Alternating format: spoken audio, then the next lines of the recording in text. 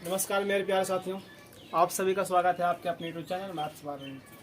दोस्तों, जैसा कि हम लोग बहुपद पढ़ रहे थे और उसमें हम लोग लगता है 3-4 वीडियो अपलोड किए हुए हैं। सभी जो बच्चे नहीं देखे होंगे देख लेंगे। आज हम लोग का पार्ट 5 होगा, यानी बहुपद का पार्ट 5 होगा।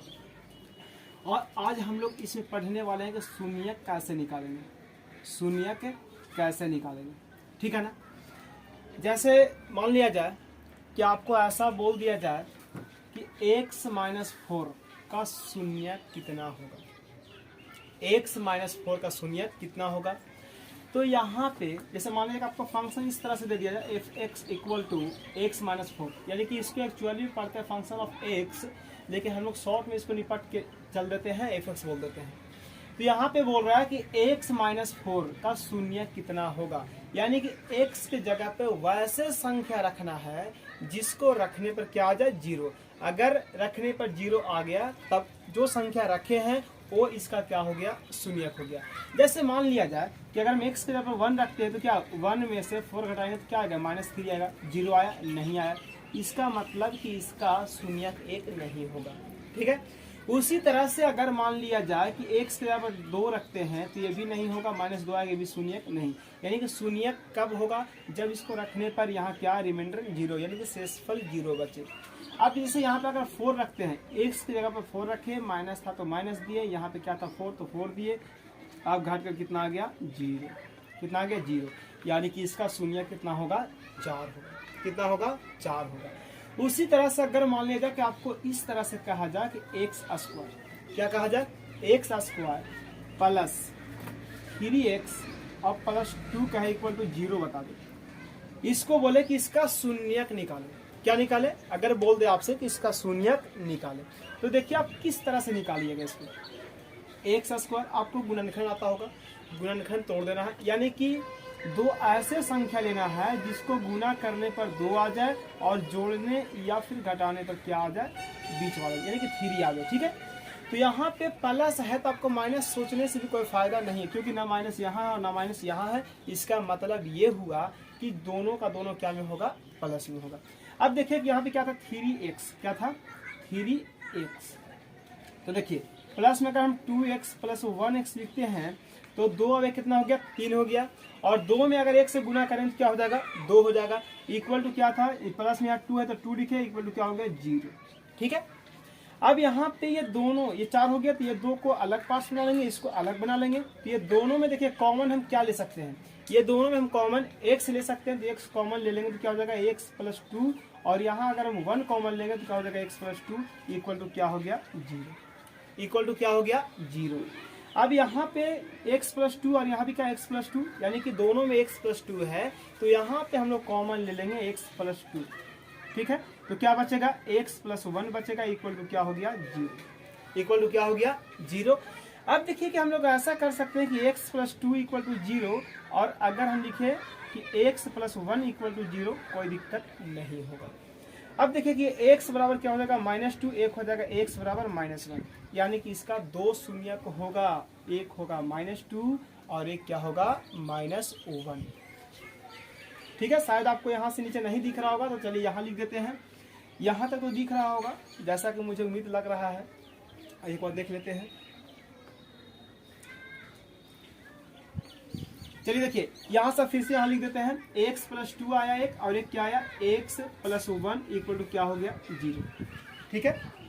तो अगर हम इसको x + 2 इक्वल टू हम 0 लिख दें, क्या लिख दें, 0, तो x इक्वल टू क्या हो गया, -2।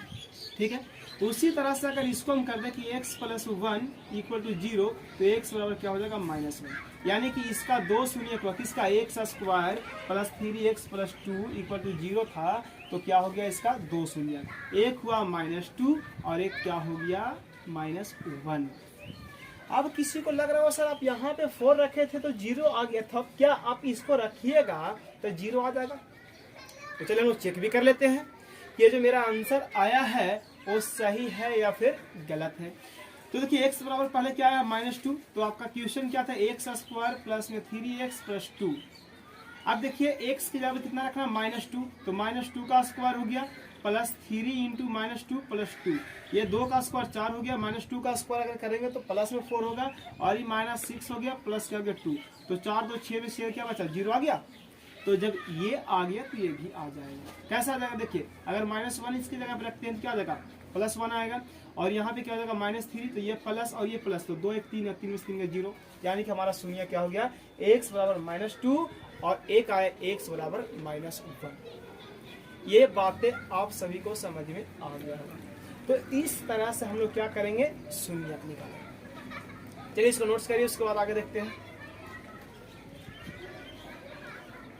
ठीक है, नेक्स्ट देखिए, नेक्स्ट आपका क्वेश्चन,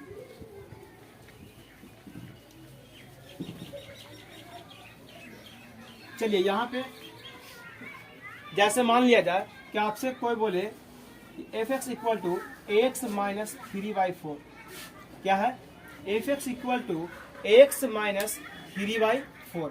अब देखिए यहाँ पे क्या रखेंगे, तो सिंपल से आपको रखना है कि यहाँ पे क्या है 3/4 क्या में है, माइनस में है, तो यहाँ क्या करेंगे प्लस में अगर 3/4 रख दें और यहाँ माइनस 3/4, तो क्या 0 नहीं आ जाएगा, 0 आ जाएगा। तो इसका शून्य क्या हो गया 3/4, इसका शून्य क्या हो गया 3/4।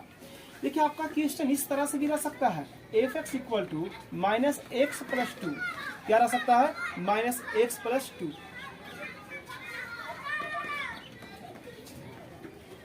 देखिए आपका इस तरह से भी रह सकता है कि f(x) इक्वल टू क्या है -x प्लस 2, ठीक है। अब देखिए कि पहले क्या था, ये माइनस में, ये अचर है और ये क्या है चर है, तो हम लोग को वैल्यू हमेशा जहाँ चर रहेगा वहां रखना है। तो ये आपका क्या है चर है, आपकी चर को माइनस में कर दिया है और अचर को क्या कर दिया है प्लस कर दिया है। लेकिन पहले क्या था कि अचर माइनस में था और चर क्या में था प्लस में था। तो इसको आशा करेंगे कि ये प्लस में है, तब कि -2 रख लेंगे। अब प्लस माइनस क्या हो गया 0 हो गया, तो हमारा शून्य क्या हो गया -2, क्या हो गया शून्यक हमारा हो गया -2। यानी कि शून्यक कहे तो आपको ध्यान ये रखना है कि वैसा संख्या वहां पर रखना है जिसको रखने पर 0 आ गया। जैसे यहाँ पे हमने -2 रखा तो क्या आ गया 0, यानी कि माइनस में x है, क्या है x क्या में है माइनस में है, तो यहाँ पे x के जब क्या रख देंगे 2 रखेंगे, क्या रखेंगे 2, क्योंकि माइनस तो प्लस ही था ना, तो x का मान कितना रखेंगे 2, कितना, यानी कि -x है तो इसके ऊपर रख दो ऐसा कि ये जोड़ने या फिर घटाने पर, तो ये प्लस माइनस में है तो क्या होगा जुटेगा, तो क्या आ गया 0, इसका शून्य निकल गया। अगर आपका इस तरह से रहे, जैसे आपका क्वेश्चन इस तरह से रहे,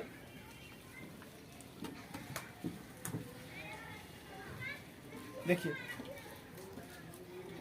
जैसा आपको क्वेश्चन इस तरह से दिया जाए कि यहाँ पे 3 प्लस क्या लिखा 3 + 4x + x², ठीक है। अब आपको लग रहा होगा गुणनखंड तो हम लोग इस तरह से पढ़े थे कि पहले x², उसके बाद x, उसके बाद अचर रहता था, तो इसको आप सजा लें, क्या कर लें सजा लें, x² + 4x + 3। अब इसको आप सिंपल से क्या करेंगे गुणनखंड निकालें। अभी गुणनखंड से बता रहे हैं, अब इसके फॉर्मूला भी होते हैं, लेकिन पहले आप ऐसे देख लें, उसके बाद आपको फॉर्मूला के तहत ही बताया जाएगा। अब देखिए आपको इस तरह से क्वेश्चन भी आ सकता है। देखिए जैसे यहाँ पे ये तो क्या था कि हमने लिख दिया, लेकिन एक फिगर के माध्यम से अभी आपसे क्वेश्चन पूछा जाएगा। सबसे पहले आप चलिए थोड़ा सा नियामक ज्यामिति में हम लोग चलते हैं। इस तरह से आप पढ़े होंगे 9th क्लास में, ठीक है। ये हमारा क्या होता है x अक्ष होता है और ये क्या होता है y अक्ष होता है, यानी कि y अक्ष इधर में y होता है, इधर में क्या होता है इधर में प्लस होता है और इधर में क्या होता है माइनस होता है, -y, जिसको हम लोग y डैश भी बोलते हैं। और इसको क्या बोलते हैं x डैश या फिर -x बोल दो, ठीक है ना। यानी कि इधर में क्या रहेगा माइनस में और इधर में क्या रहेगा प्लस में x, और इधर में क्या रहेगा प्लस में y और इधर में रहेगा माइनस में y। यानी कि यहाँ होता है इसका मूल बिंदु, और मूल बिंदु का मान क्या होता है 0,0 होता है। तो ये आप टेंशन ना ले, ये थोड़ा सा शॉर्ट में बता रहे हैं इसलिए कि इसके आधार पे क्वेश्चन आपको पूछा जाए। जब हम लोग नियामक ज्यामिति पढ़ेंगे तो फिर इसको गर्दन उड़ा देंगे, टेंशन लेने की बात नहीं है। देखिए आपको इस तरह से वहां पे देगा, मान लिया ऐसा फिगर बना दिया, अब कहेगा कि इसमें शून्यकों की संख्या कितना है, क्या पूछेगा शून्यक। देखिए अब यहाँ पे सबसे बड़ी बात ये होता है कि शून्यक आप किसका पूछ रहे हैं, y का पूछ रहे हैं, यानी कि फंक्शन ऑफ y या फिर फंक्शन ऑफ x का। तो हम आपको दोनों बता देंगे, जैसा एग्जाम में कहेगा वैसा आपको कर लेना है। अगर मान लीजिए कि y को लेकर चलते हैं तो सबसे पहले देखिए कि ये जो गया है ना कि y को कितनी जगह पे काटा है, तो एक जगह पे काटा है, तो इसका शून्य कितना हो गया 1 हो गया, इसका शून्य कितना हो गया 1। अब अगर आपको एक्स वाले पूछते हैं तो ये कितनी जगह पे काटा है, 1 2 3 4, तो इसका शून्य कितना हो गया, 4। ये हमारा क्या हो गया, आंसर। क्या आपको भारी लगा, नहीं लगा। भारी उसे लगता है जो एकदम सिंपल सी उर्दू के पढ़ लेते हैं तो उनको तो भारी लगेगा ही, अगर शुरू से आप पढ़िएगा तो आपको भारी नहीं लगेगा। तो इस तरह से आपसे क्वेश्चन पूछा जाएगा, आपको जवाब इस तरह से दे देना है। देखिए और भी क्वेश्चन इस तरह से पूछा जा सकता है। जैसे मान लिया जाए कि आपसे क्वेश्चन ऐसा पूछे, देखिए इस तरह से पूछे, और ये हमारा क्या हो गया, वाई हो गया, और ये क्या हो गया, वाई डैश हो गया, ये क्या हो गया एक्स, और ये क्या हो गया, एक्स डैश हो गया। अब मान लिया जाए एक ऐसा लाइन खींचे और इसमें पूछे कि एक्स के शून्यकों की संख्या कितना, एक्स के शून्यकों की संख्या कितना है, यानी कि फंक्शनल ऑफ एक्स। तो सबसे पहले देखना कि एक्स कितनी जगह पे काटा है, तो नहीं कट किया है, तो इसका शून्यकों की संख्या कितना हो जाएगा, एक्स के शून्यकों की संख्या कितना हो जाएगा, 0। कितना हो जाएगा, 0। और वाई आपका कितने जगह पे काटा है, एक जगह पे, तो वाई का कितना हो जाएगा, 1। ये बातें मुझे उम्मीद है कि आप सभी को समझ में आ गया है। नेक्स्ट क्वेश्चन देखिए, आपका एक्सरसाइज जो एनसीईआरटी आपका किताब है, उसका एनसीईआरटी जो किताब आपका है उसका एक्सरसाइज बहुपद का पहला यानी कि 2.1 में आपको इस तरह से बहुत सारे क्वेश्चन दिया गया है, आप जाकर वहां बनाएं, सारा का सारा बन जाए। अच्छा, आपसे इस तरह से भी पूछा जा सकता है, तो आपको उम्मीद है अब हमें है कि आपसे ये सब बन जाएगा। अब देखिए आगे क्या होगा, जैसे मान लिया जाए कि आपको अभी लग रहा था कि सर आप एक्स नहीं कट किया तो फिर आप एक्स 0 कैसे कर दिए। अब जैसे देखिए ये इस तरह से बनाया, ठीक है, ये पूरा जितना चाहे इतना कर सकता है, ठीक है ना। तो सिंपल से करना कि कितनी जगह काटा है, 1 हो गया, 2 3 4 5 6 7 8, यानी कि एक्स कितनी जगह काटा है, 8। तो एक्स का शून्यकों संख्या कितना हो गया, 8 हो गया। कितना हो गया, 8। अगर आपसे वाई पूछे तो वाई कितनी जगह पर काटा है, एक जगह पे, तो वाई का कितना हो जाएगा, 1 होगा। तो जैसा आपसे पूछा वैसा आप जवाब दे दो। ये हो गया आपका शून्य कैसे निकालेंगे उसका। अब आगे चलते हैं। देखिए सबसे पहली बातें हैं कि यहाँ पे बहुपद का व्यापक रूप हम लोग किस तरह से लिखेंगे। व्यापक कहने का मतलब है कि विस्तार में, किसमें, विस्तार में। जैसे एक पदी का बोलेगा, किसका बोलेगा, एक पदी का व्यापक रूप है ना, तो हम लोग क्या करेंगे, ax प्लस b, ठीक है, सॉरी एक पदी नहीं, एक घाती, यानी कि रैखिक। किसको, रैखिक को व्यापक रूप कहेगा तो क्या लिखेंगे, ax प्लस b। अगर द्विघात की बोलेगा, किसका, द्विघात की बात करेगा तो ax square plus bx plus c, यानी कि ये इसका विस्तार रूप है, ठीक है ना। अगर त्रिघात की बात करेगा, किसका बात करेगा, त्रिघात की, तो ax³ plus bx square plus cx plus b, ठीक है, ये हुआ इसका विस्तार। अब आपसे मान लिया जाए कि एग्जाम में ऐसा पूछ दे कि द्विघात बहुपद के शून्यकों की संख्या कितनी होती है, ऐसा आपसे पूछा जा सकता है, तो आपको जवाब देना है इस तरह से। द्विघात की बात किया था तो इसका 2 होता है, यहाँ पे लिख देता है शून्यकों की संख्या, शून्यकों की संख्या।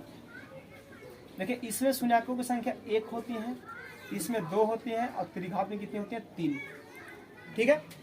इसमें अगर कोई बोलते कि द्विघात में 2 कैसे, तो एक होता है अल्फा और एक होता है बीटा। इसमें होता है एक अल्फा, बीटा और क्या होता है, गामा। ये 3 ऐसा माना गया है, ठीक है। तो अगर आपसे कोई पूछे कि रैखिक बहुपद में शून्यकों की संख्या कितना है, 1, द्विघात बहुपद में कितना है, 2, और त्रिघात बहुपद में शून्यकों की संख्या कितना है, 3 है। तो ऐसा भी हो सकता है कि आपसे एग्जाम में ऑब्जेक्टिव में पूछा जा सकता है। हम लोग को इस तरह पढ़ना है कि क्वेश्चन एक भी ना छूटे एग्जाम में, ठीक है ना। अब देखिए ये आपको हमने बताया कि बहुपदों की यानी शून्यकों की संख्या कौन सी बहुपद में कितना होगा, ठीक है। अब देखिए आगे आगे क्या होगा, जो भी होगा आपके सामने होगा। देखिए अब आगे इस तरह से, जैसे हम आपको बताए थे कि जैसे 4x स्क्वायर हो गया माइनस 6x हो गया प्लस क्या हो गया 5 हो गया, प्लस क्या हो गया 5 हो गया। तो इसका x स्क्वायर का गुणांक कितना है 4, कितना है 4, x का गुणांक कितना है -6, कितना है -6, और इसका गुणांक कितना है 5। तो इसको हम लोग a बोलते हैं, इसको क्या बोलते हैं b, और इसको बोलते हैं c। क्या बोलते हैं c। इसको a बोलते हैं, इसको b बोलते हैं, और इसको क्या बोलते हैं c। यानी कि जो अचर, यानी कि द्विघात बहुपद की अभी बात कर रहे हैं, जो अचर होता है उसको हम क्या बोलते हैं c बोलते हैं, जो x का गुणांक होता है उसको क्या बोलते हैं b बोलते हैं, और जो x स्क्वायर का गुणांक होता है उसको हम क्या बोलते हैं a बोलते हैं। यानी कि हम यहाँ पे लिख सकते हैं कि x स्क्वायर का गुणांक, इसको हम लोग क्या बोलते हैं a बोलते हैं, और इसका वैल्यू कितना है 4 है। अगर x का गुणांक कोई पूछे, किसका x का गुणांक, गुणांक का मतलब ये होता है कि x स्क्वायर में कितना से गुना किया गया है। तो आपका x स्क्वायर में कितना से गुना किया गया है 4 से, तो उसका गुणांक कितना हो गया 4 हो गया।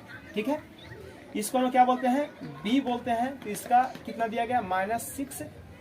अच्छा, अचर का गुणांक कितना है, यानी कि 5 है, तो c, यहाँ पे c का वैल्यू कितना हो गया 5 हो गया। अचर यहाँ पे क्या होता है अचर। ठीक है, ये बात आप सभी को समझ में आ रहा होगा।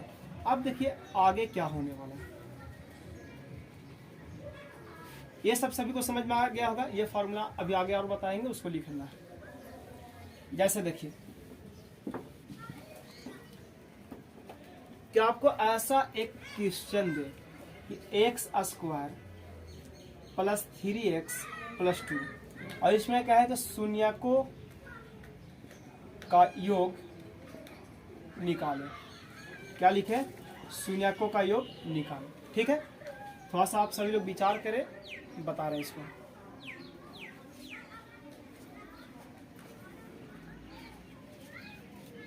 देखिए इसको हम लोग दो तरह से बना सकते हैं। कितनी तरह से, दो तरह से। सबसे पहले हम लिखवा देते हैं formula.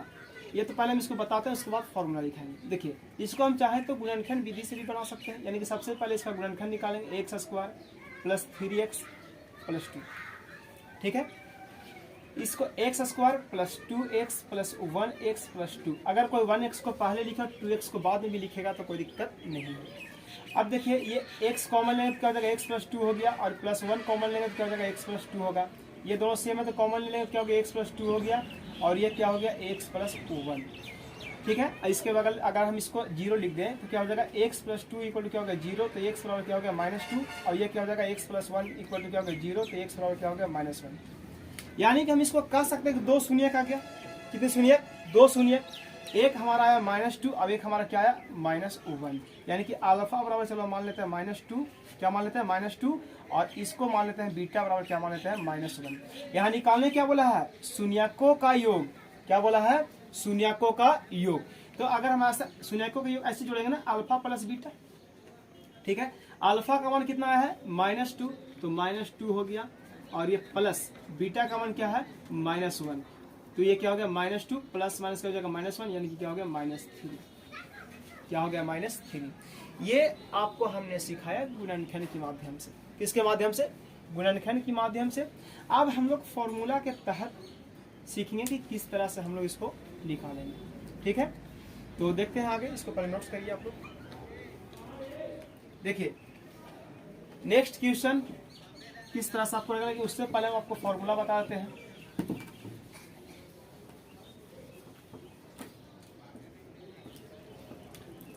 Alpha plus beta equal to होता है -b/a।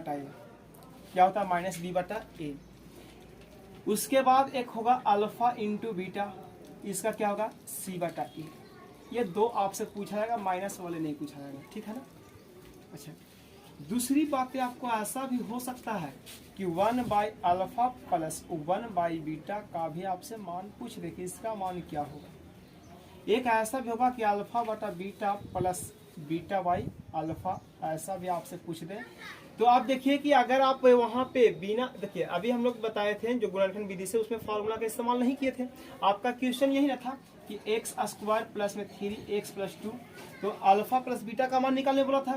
तो अल्फा प्लस बीटा बराबर क्या होता है -b/a, आपको हमने बताया। अब देखिए ये माइनस हो गया, b का मान कितना है 3, तो 3 और a का मान कुछ नहीं तो 1 तो होगा ना 1, तो क्या है -3 आया कि नहीं आया। तो आप फार्मूला लगाएं या फिर गुणनखंड विधि से बनाएं, आपका आंसर सेम आएगा। तो हम लोग अभी सिर्फ ये दोनों की चर्चा कर रहे हैं, बाकी जो ये दोनों हैं इसको हम लोग अगले क्लास में चर्चा करेंगे बेहतरीन तरीके से एकदम, आपको कोई उसमें प्रॉब्लम नहीं होगा। ठीक है, तो आप ये दोनों का भी लिख लें और बाकी इसका हम फॉर्मूला बताएंगे। अगर आप चाहें तो आपको फॉर्मूला ना भी बताएं तो आप ये दोनों की मदद से आप इसको बना सकते हैं, लेकिन अब एक नंबर के चलते आप उतना मेहनत करेगा ये अच्छा बात नहीं है। आपको इसका भी हम आपके सामने हम प्रूफ करेंगे कि इसका फॉर्मूला क्या होगा। इसी के तहत ये दोनों का ही इस्तेमाल करके आपको हम बताएंगे कि इसका फॉर्मूला क्या होगा और इसका फॉर्मूला क्या होगा। ठीक है ना, इसलिए भी नहीं बता रहे हैं कि अभी अगर बताएंगे तो वीडियो बहुत ज़्यादा लंबा हो जाएगा। ठीक है ना, तो हम सोच रहे हैं कि अभी आज सिर्फ ये दोनों को अच्छे से समझा दें, उसके बाद हम लोग अगले क्लास में ये दोनों को देख लेंगे। ठीक है,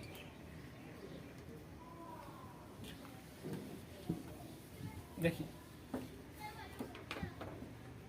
अगर आपको ऐसा मिले 4x² माइनस 3x प्लस 9, इसको बोले कि अल्फा प्लस बीटा क्या होगा और अल्फा इंटू बीटा क्या होगा। ठीक है, तो अल्फा प्लस बीटा का फॉर्मूला होता है माइनस बी बटा ए। क्या होता है? माइनस बी बटा ए। तो बी का मान आपका कितना है? देखिए सबसे पहले आपको इस तरह से लिख लेना है, ये फॉर्मूला लिखने से पहले आपको इस तरह से लिख लेना है, a equal to 4, b equal to -3 और c इक्वल टू 9। ये 9 है, इसको ये मत समझ लीजिएगा। ठीक है, तो यहाँ पे निकालना आपको क्या है कि अल्फा प्लस बीटा, इसका फॉर्मूला था माइनस बी बटा ए। क्या होता है? माइनस बी बटा ए। अब ये माइनस तो पहले से है और ये b, तो b का मान कितना है? देखिए यहाँ से -3, तो -3 यहाँ पे रखे और नीचे a का मान कितना है? 4, यानी कि माइनस माइनस गुना के क्या हो गया? प्लस 3/4। ये हमारा क्या हो गया? आंसर। लेकिन ये अभी एक ही आंसर आया है, अल्फा प्लस बीटा का मान सिर्फ आया है। अभी आपको निकालना है अल्फा इंटू बीटा का। तो अल्फा इंटू बीटा बराबर क्या बताते हैं? सी बटा ए। तो अल्फा इंटू बीटा का मान कितना जाएगा? सी का मान आपका कितना है? 9। यहाँ देखिए लिखे, यहाँ से देख लेंगे 9 और ए का मान आपका 4, यानी कि 9/4 हमारा क्या हो गया? आंसर। दो आंसर हुआ, एक हुआ 3/4 और एक हुआ 9/4। ये आपका दो आंसर है। इसको आप नोट्स करिए, उसके बाद हम लोग आगे देखते हैं।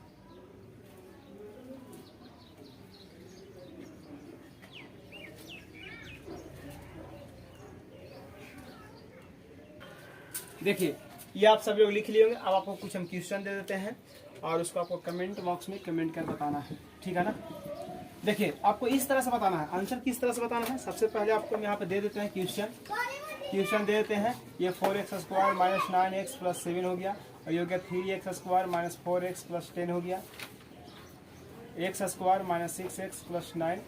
4 नंबर क्वेश्चन आपका x² प्लस 5x माइनस 6 और ये 5 नंबर क्वेश्चन हो गया x² माइनस 6x प्लस 9।